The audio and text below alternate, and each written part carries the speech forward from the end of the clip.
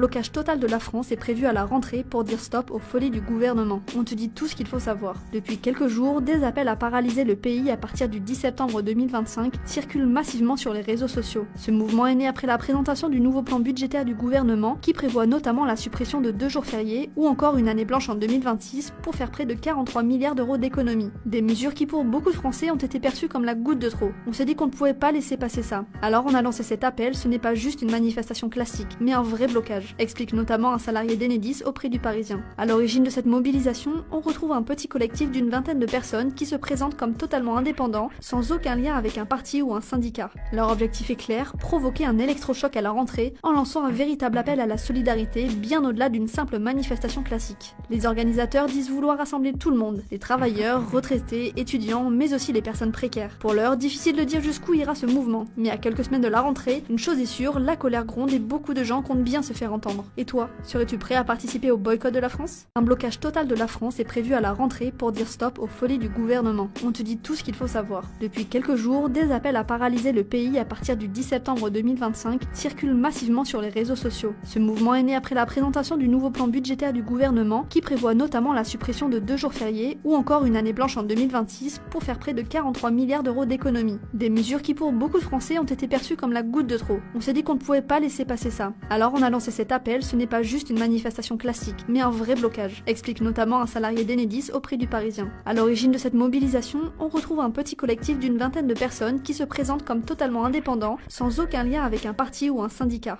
Leur objectif est clair, provoquer un électrochoc à la rentrée en lançant un véritable appel à la solidarité bien au-delà d'une simple manifestation classique. Les organisateurs disent vouloir rassembler tout le monde, les travailleurs, retraités, étudiants, mais aussi les personnes précaires. Pour l'heure, difficile de dire jusqu'où ira ce mouvement, mais à quelques semaines de la rentrée, une chose est sûre, la colère gronde et beaucoup de gens comptent bien se faire entendre. Et toi, serais-tu prêt à participer au boycott de la France?